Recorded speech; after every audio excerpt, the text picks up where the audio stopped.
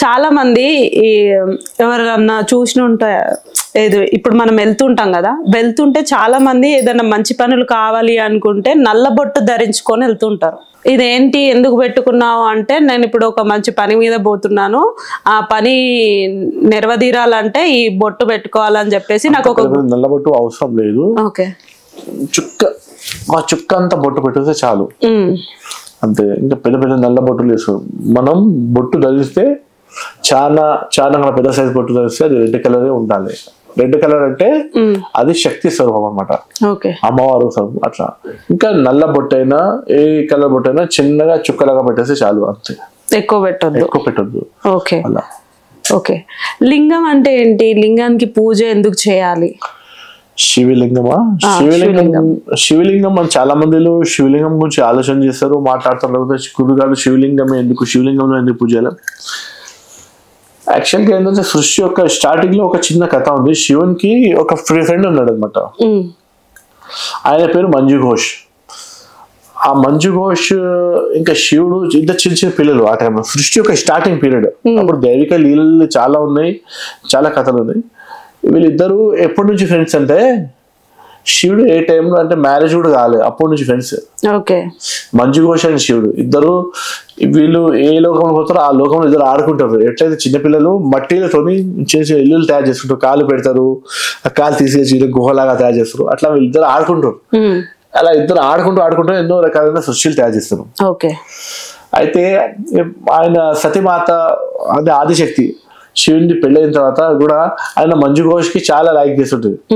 ఏంది మీకు ఎంత మీకు మీ ఫ్రెండే ముఖ్యం, నార్మల్ గా మీ ఫ్రెండ్షిప్ ఎక్కువ మన దీనికంటే అంటారు. కాదు అలా లేదు, నీ ఇష్టం ఆయన మళ్ళీ మీరు ఇప్పుడు ఆయనకే ఇస్తారు ప్రిఫరెన్స్. అమ్మవారు కూడా ఒక ఈర్ష్య ఆ టైంలో, అమ్మవారు కూడా ఒక ఈర్ష్య అనేది అదొక లౌకిక లీల అనమాట. అదంతా ఒక స్టోరీ, నేను చెప్పే స్టోరీకి ఇది మంది లీలలు. అయితే అమ్మవారు ఏం చేసింది, నాకు మీరు ఒక వరం ఏది స్వామి అంటది, చెప్పుదే నీకు ఏదంటే అది వరం ఇచ్చేస్తానంటే, నువ్వు అడగడం ఏంటి, నీ ఏం లేని చెప్పండి, మీకు ఒక అవతారం కావాలంటది. సరే తథాస్తు, నా అవతారం అయితే నువ్వు ఎక్కడంటే అక్కడైతే మీకు మీ ఫ్రెండ్ కూడా కావాలి అవతారం, ఆయన కూడా ఒక అవతారంలో రావాలి ఆయన. Okay right. అయితే అమ్మవారు ఏం చేస్తారు, ఒక రాజుకి కొడుకు కింద శివుని పుట్టిస్తుంది.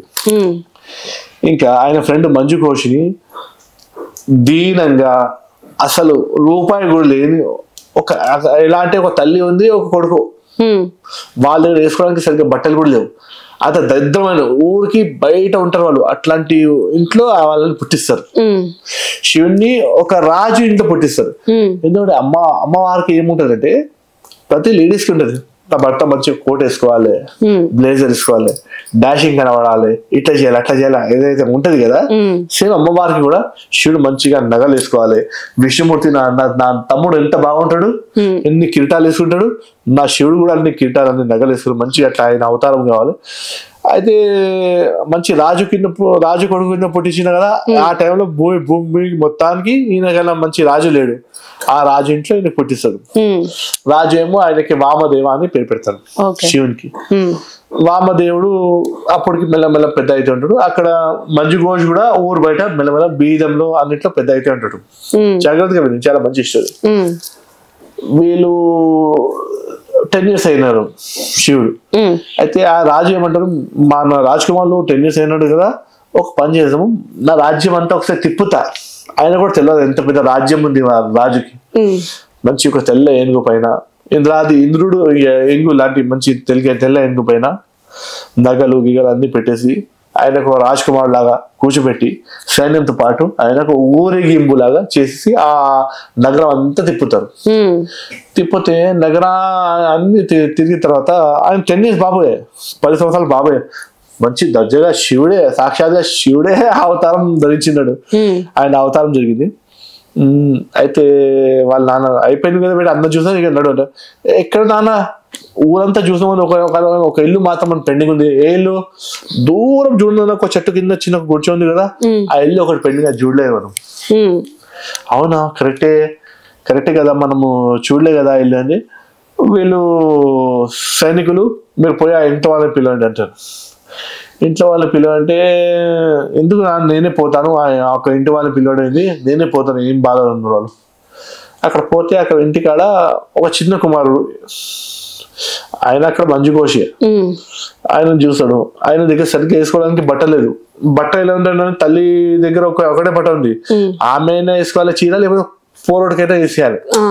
అలా బీతలు ఉంటాడు. అది ఈయన ఏడుస్తాడు, అరే నా రాజ్యంలో ఇంత బీదగా ఉన్నవాను, ఇది ఆయన తన బట్ట ఒంటి పైన ఉన్న నగలు బట్టలు అన్ని ఆయనకి ఇచ్చేస్తాడు శివుడు.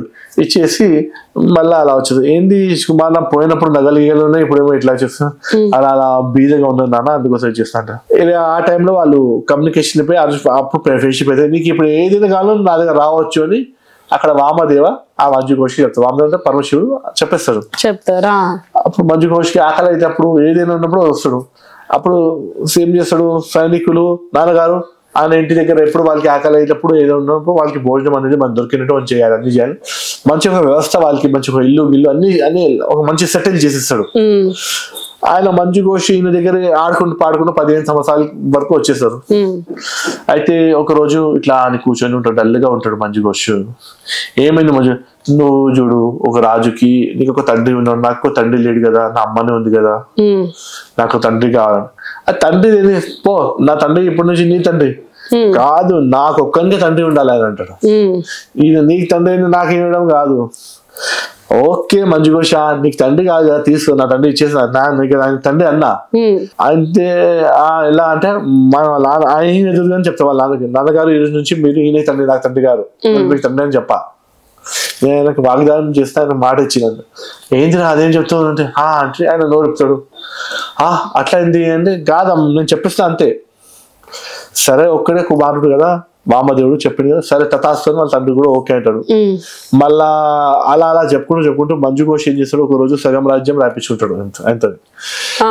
ఇక నీ కూడా రాజ్యం నాకేం లేదు కదా అని అట్లా రాజ్యం అయితే మళ్ళా అలాగే ఫేస్ పెట్టి ఏంటి నువ్వు ఎట్లయినా నువ్వు ఒక టైంకి మంచి మహారాజు, ఇంత పెద్ద రాజ్యానికి నాకు ఒక్కసారి ఇంత పెద్ద రాజ్యానికి రాజు అయినా కాలే కదా, నాకు కావాలంటాడు.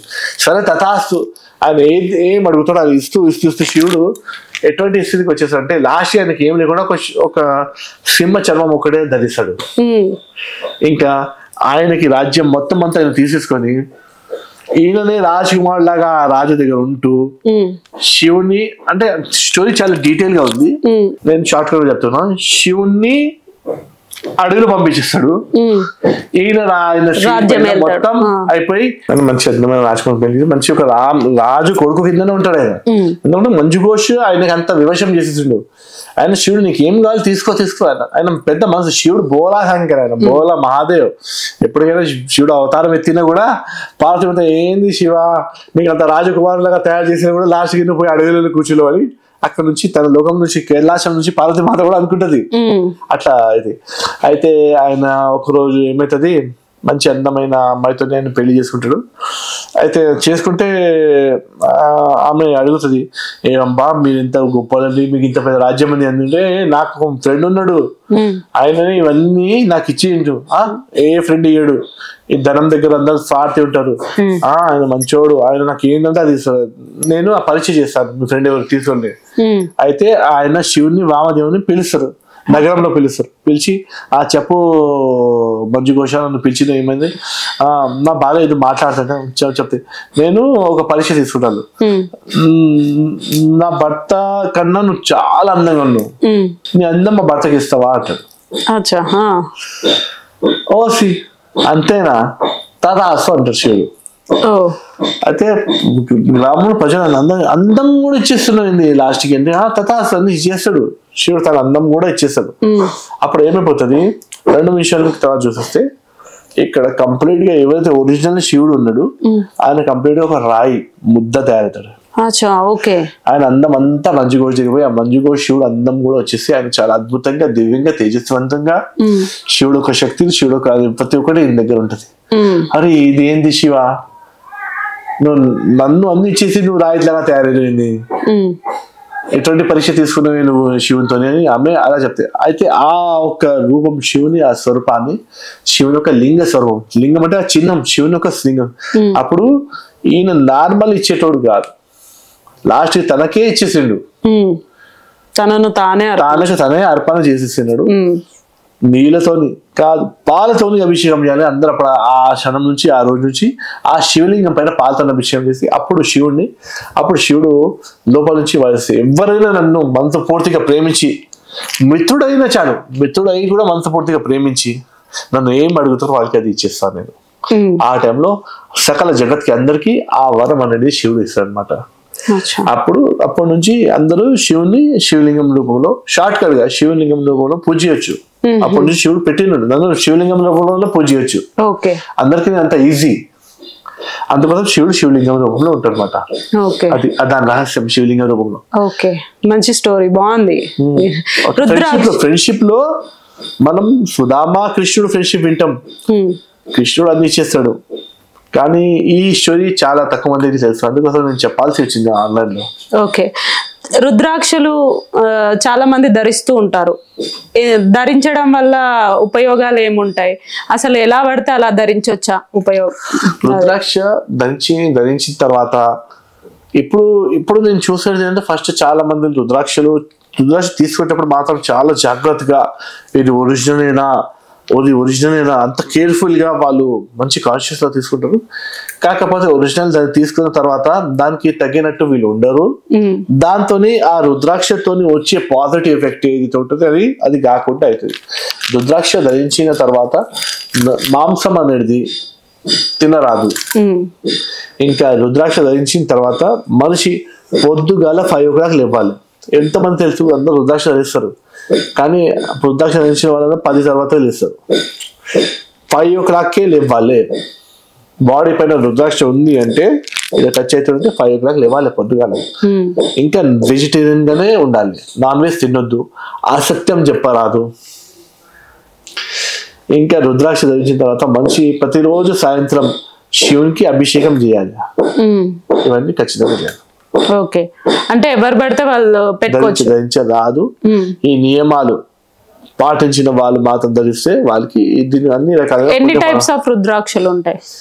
రుద్రాక్షలు ఏకముఖి, ద్విముఖి, త్రిముఖి, చతుర్ముఖి అన్ని రకాల ముఖాలు ఉంటాయి దానికి. కానీ అన్ని ఏ రుద్రాక్ష ధరించినా ఈ నియమాలు ఖచ్చితంగా పాటించాలి. Okay Guruji, thank you. మళ్ళీ నెక్స్ట్ ఎపిసోడ్ లో ఇంకా చాలా తెలుసుకోవాలి.